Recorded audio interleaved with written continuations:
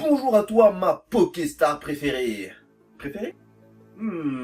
Si tu es abonné à la chaîne, bien entendu, et ça te permettra également d'être au courant de toutes les dernières actualités autour de notre passion commune. Comme tu as pu le voir dans le titre de la vidéo, nous allons répondre ensemble à la question suivante. Quelles sont les 10 cartes les plus chères de la série Destinée de Paldea? Nous en profiterons également pour estimer la valeur des cartes de ce top dans environ 2 semaines et nous prendrons en compte tous les facteurs liés à cette série. On parle bien entendu de la hype autour de cette dernière, ainsi que de la difficulté d'obtention des cartes de celle-ci. Trêve de bavardage, quoique, j'allais presque oublier, si tu souhaites nous soutenir, je t'invite à nous laisser ton meilleur like ainsi que ton meilleur commentaire afin de nous faire part de ton avis sur cette vidéo et surtout pour tenter ta chance pour le concours du mois. Justement, en parlant de concours, pour la nouvelle année, nous vous offrons cette jolie TeamCube Box. Comme d'habitude, pour tenter votre chance, vous devez être abonné, liker et commenter cette vidéo. Vous pouvez augmenter vos chances en commentant l'intégralité des vidéos du 22 décembre au 31 janvier. Les résultats vous seront donnés le vendredi 5 janvier. Bon courage à toutes et à tous et on repart sur la vidéo.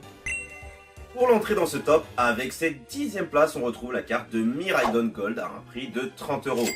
Certes, c'est une très belle carte Gold, ou appelée par certains Blue Gold, mais je vous avoue l'avoir choisie plus par dépit que par envie, et vous comprendrez pourquoi dans les mentions honorables que vous pourrez retrouver en fin de vidéo. Cette illustration de 5-1 Graphics reste malgré tout un must-have qu'il faut avoir pour sa collection, malgré le fait qu'elle soit tout simplement un reprint de la série EV1. J'estime sa valeur aux environs des 15-20 € d'ici à 2 semaines.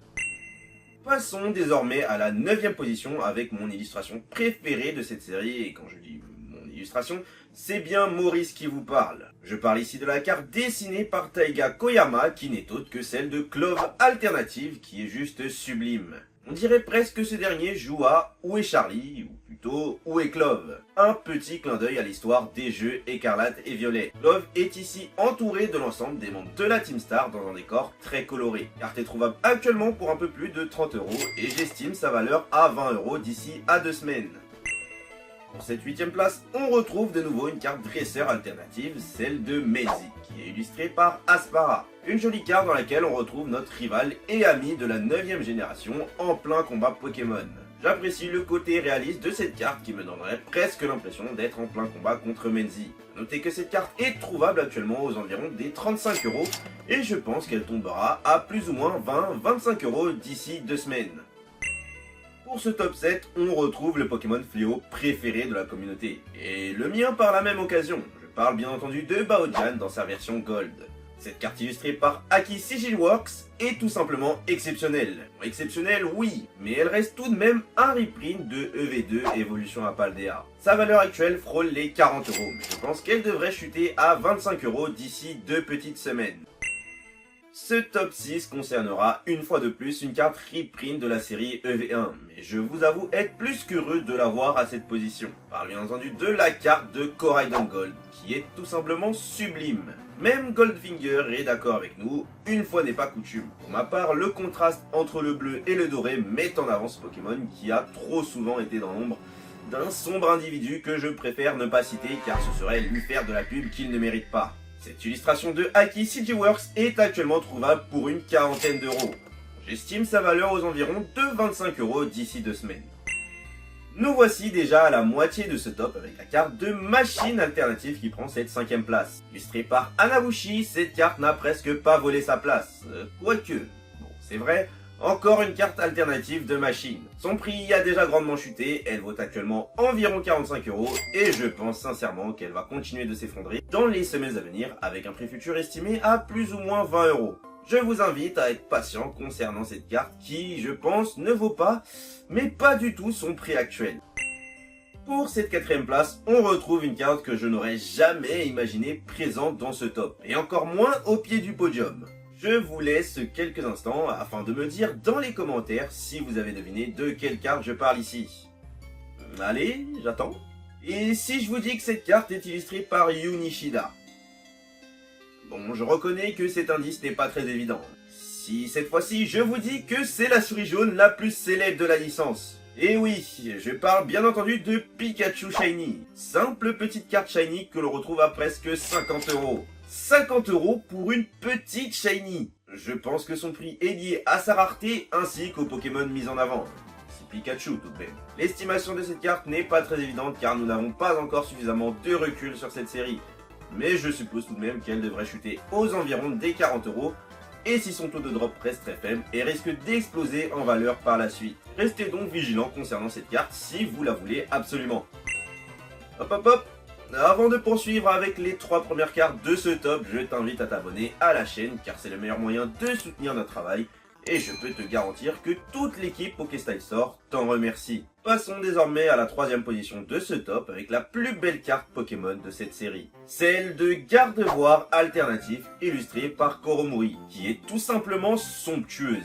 J'espère sincèrement avoir la chance de la voir en main un jour prochain. Un magnifique Gardevoir shiny présent à côté d'un étang situé dans une forêt et le tout éclairé par la pleine lune. J'en perds mes mots. Dites-moi ce que vous pensez de cette carte dans les commentaires. J'attends vos retours avec impatience. Cette carte vaut actuellement 105€, mais elle devrait voir son prix tomber aux environs des 60€ d'ici quelques semaines. Sans grande surprise, on retrouve la carte du SGMN à cette 2ème place. Celle de Mew alternatif qui est trouvable à plus ou moins 170€ actuellement. L'illustration cartoonisée rend cette carte unique et exceptionnelle. A l'instar de Pikachu Shiny, son taux de drop semble très faible. Elle me rappelle également la carte de Magikarp AR de EV2, qui je vous le rappelle est la carte la plus chère de cette série. J'estime donc sa valeur à plus de 200€ d'ici 2 à 3 semaines. Pour cette première place du top, nous retrouvons la carte la plus chère de la série, estimée à environ 225€. Est-ce que je suis vraiment obligé de vous la présenter ? Vous savez déjà de quelle carte je parle, non ? Bon, je vais faire un effort, c'est bien évidemment de la carte de Dracofeu alternative d'Akira Egawa dont il est question pour cette première position. Je reconnais qu'elle reste très belle, d'ailleurs nous l'avons tirée dans cette vidéo. Mais j'en ai marre de voir du Dracofeu à toutes les sauces. À la vue de sa difficulté d'obtention qui semble relativement basse, j'estime sa valeur à 100€ d'ici 2 à 3 semaines. Je ne pouvais bien entendu pas terminer ce top sans vous citer quelques mentions honorables. Ces dernières vous permettront de comprendre également mon choix concernant la 10ème position de ce top qui était malheureusement une évidence. Lorsqu'on voit que la carte Salamé Shiny ainsi que la carte de Ronflexani se retrouvent actuellement au prix de 28€. Ça reste cher pour de simples petites Shiny. Leur prix est dû aux Pokémon qu'elles représentent mais plus probablement encore à leur rareté. Pour ce même prix, on peut également retrouver la carte de Jingu Gold. J'estime leur valeur à 15-20€ d'ici à 2 semaines. Je souhaitais également mettre à l'honneur les cartes de Pania Alternative, Yu Gold ainsi que Pepper Alternative qui sont actuellement trouvables pour 25€. J'estime leur valeur à une quinzaine d'euros d'ici 2 à 3 semaines. Je vous l'ai déjà dit plusieurs fois, mais pour les derniers Insulurdo Shiny au fond de la classe, il faut toujours attendre plusieurs semaines, voire quelques mois, afin que la valeur des cartes d'une série ne se stabilise. À la date où j'écris cette vidéo, la série Destinée de Paldea vient tout juste de sortir, et il faudra donc patienter quelques semaines afin que les prix se rapprochent le plus possible de leur vraie valeur, selon le marché actuel, et en suivant bien entendu la loi de l'offre et de la demande. Il est bon de noter que les stocks des ETB EV4.5 sont relativement faibles, ce qui explique en grande partie la valeur élevée de certaines cartes. Car qui dit beaucoup de demandes et peu d'offres, dit des prix qui explosent. Plus les produits qui arrivent, tels que les Pokébox, devraient être présents en nombre plus conséquent, ce qui devrait faciliter un retour à la normale de certains prix actuellement excessifs. Alors soyez patients, même si je suis conscient que cela est parfois difficile, étant le premier Poichijon à avoir tout acheté pour découvrir les nouvelles séries. N'oubliez pas que Pokémon est avant tout une passion, alors faites-vous plaisir, avec modération bien entendu.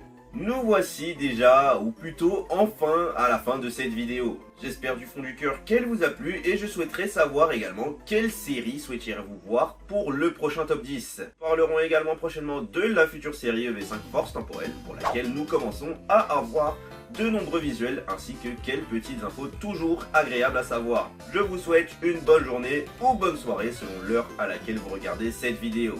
Pensez à partager celle-ci à un maximum de personnes de votre entourage qui aiment Pokémon. C'était Yuma et Maurice pour vous servir. Peace.